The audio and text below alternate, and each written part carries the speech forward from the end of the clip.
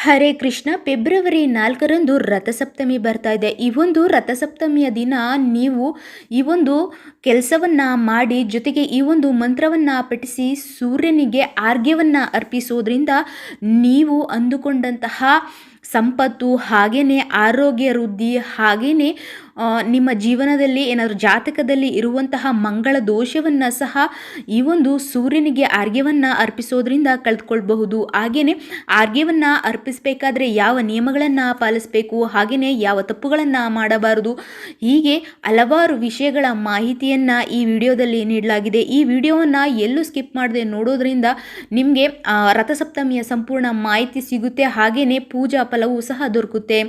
ನೀವಿನ್ನೂ ನಮ್ಮ divine media ಚಾನಲ್ಗೆ ಸಬ್ಸ್ಕ್ರೈಬ್ ಮಾಡ್ಕೊಂಡಿಲ್ಲ ಅಂದರೆ ಈ ಕೂಡಲೇ ಸಬ್ಸ್ಕ್ರೈಬ್ ಮಾಡಿಕೊಂಡು ಪಕ್ಕದಲ್ಲೇ ಕಾಣುವ ಬೆಲ್ ಐಕಾನ್ ಪ್ರೆಸ್ ಮಾಡೋದ್ರಿಂದ ನಾವು ಹಾಕುವ ಎಲ್ಲ ಮಾಹಿತಿಗಳು ಸಹ ನಿಮ್ಮ ಫೋನ್ಗೆ ಉಚಿತವಾಗಿ ಬರುತ್ತೆ.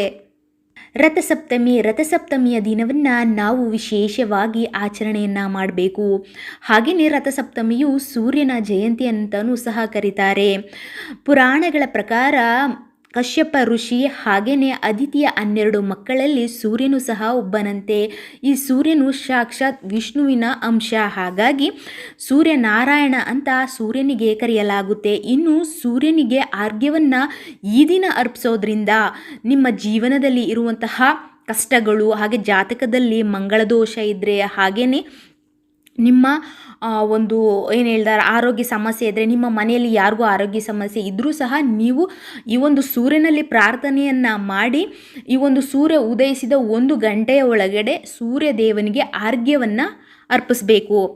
ಆರ್ಘ್ಯವನ್ನು ಅರ್ಪಿಸೋಕ್ಕೂ ಮುನ್ನ ನೀವು ಸ್ನಾನವನ್ನು ಮಾಡಿ ದೇವರಿಗೆ ತುಪ್ಪದಿಂದ ದೀಪವನ್ನು ಹಚ್ಚಿ ಒಂದು ತಾಮ್ರದ ಕಳಶವನ್ನು ತೆಗೆದುಕೊಳ್ಬೇಕು.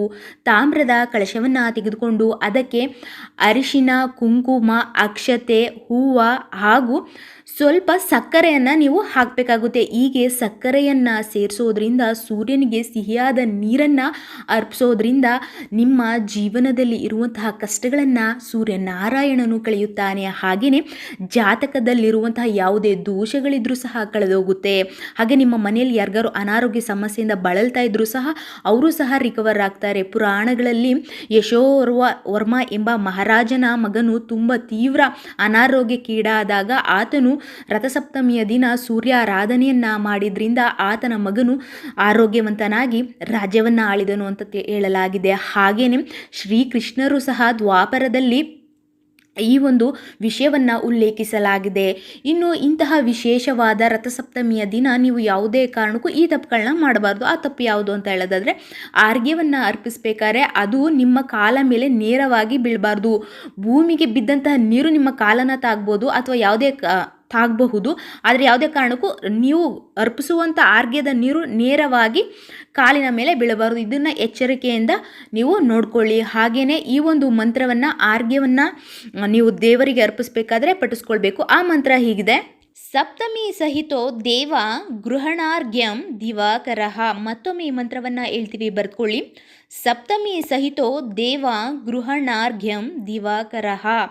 ಈ ಒಂದು ಮಂತ್ರವನ್ನು ಪಠಿಸುತ್ತಾ ಸೂರ್ಯನಿಗೆ ಆರ್ಘ್ಯವನ್ನು ಅರ್ಪಿಸಬೇಕು. ಈ ವಿಡಿಯೋದಲ್ಲಿ ನೋಡಿರುವ ಹಾಗೆಯೇ ನೀವು ಈ ಒಂದು ಆರ್ಘ್ಯವನ್ನು ತಾಮ್ರದ ಚೊಂಬು, ಹಿತ್ತಾಳದ ಚೊಂಬು ನಲ್ಲಿ ಮಾತ್ರ ನೀವು ಆರ್ಘ್ಯವನ್ನು ಅರ್ಪಿಸಬೇಕು. ಯಾವುದೇ ಕಾರಣಕ್ಕೂ ಬೆಳ್ಳಿ, ಸ್ಟೀಲ್, ಹಾಗೆಯೇ ಈ ಒಂದು ಕೆಲವೊಂದು ಪ್ಲಾಸ್ಟಿಕ್, ಗಾಜಿನಿಂದ ಆರ್ಘ್ಯವನ್ನು ಸೂರ್ಯನಿಗೆ ಅರ್ಪಿಸುವಂಥ ತಪ್ಪನ್ನು ಮಾಡಬೇಡಿ. ವಯಸ್ಸು, ಆರೋಗ್ಯ, ಐಶ್ವರ್ಯವನ್ನು ಸೂರ್ಯದೇವನು ಎಲ್ಲರಿಗೂ ಕರುಣಿಸಲಿ ಅಂತ ಆ ದೇವರಲ್ಲಿ ಪ್ರಾರ್ಥಿಸುತ್ತಾ ಈ ವಿಡಿಯೋವನ್ನು ಮುಗಿಸ್ತಾ ಇದ್ದೀವಿ.